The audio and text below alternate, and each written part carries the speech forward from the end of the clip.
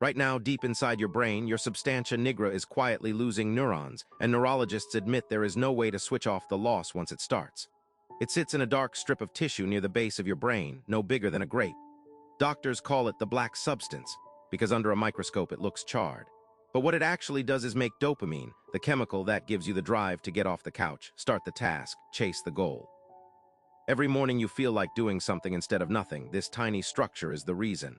And right now, cell by cell, it is dying faster than your body replaces it. Here is the part that should unsettle you. This isn't a disease you catch.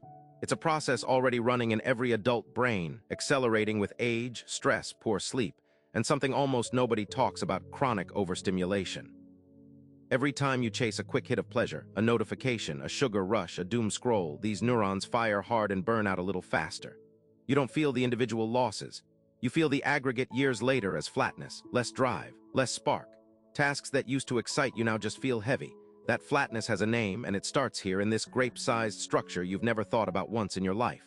Here's the mechanism, and it's more violent than people realize. Dopamine neurons in the substantia nigra are some of the most metabolically expensive cells in your entire body. They have long, branching axons, thousands of connection points each, and every one of them demands constant energy. That makes them fragile. Oxidative stress builds up inside them like rust inside an engine that never gets serviced. Add poor sleep, and the brain's overnight cleanup system can't clear the debris fast enough. Add chronic stress hormones, and the damage compounds. The neurons don't die all at once.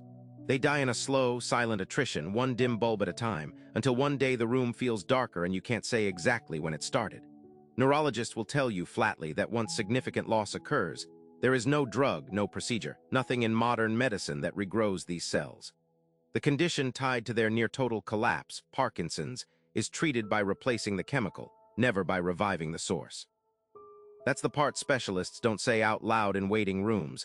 We are better at describing this collapse than stopping it.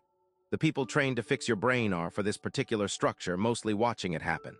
Now here's where it gets counterintuitive, and it flips advice you've probably followed your whole life. You'd assume pushing through fatigue with more stimulation, caffeine, energy drinks, forcing focus through sheer willpower, protects your drive. It does the opposite. Constant artificial stimulation keeps these neurons firing at max output with no recovery window, which is exactly the condition that accelerates the rust.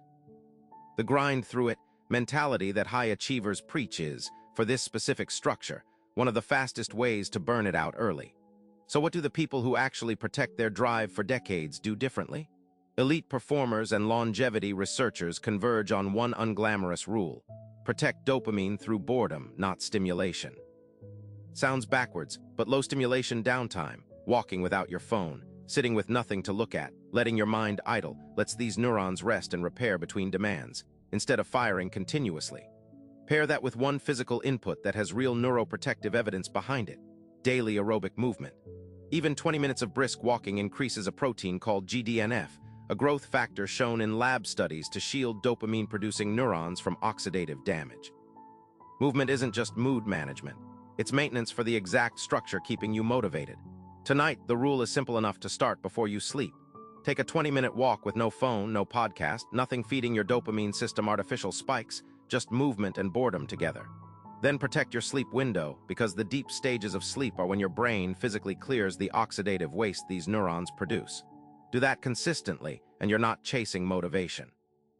You're preserving the structure that manufactures it. But the substantia nigra isn't working alone in this quiet decline.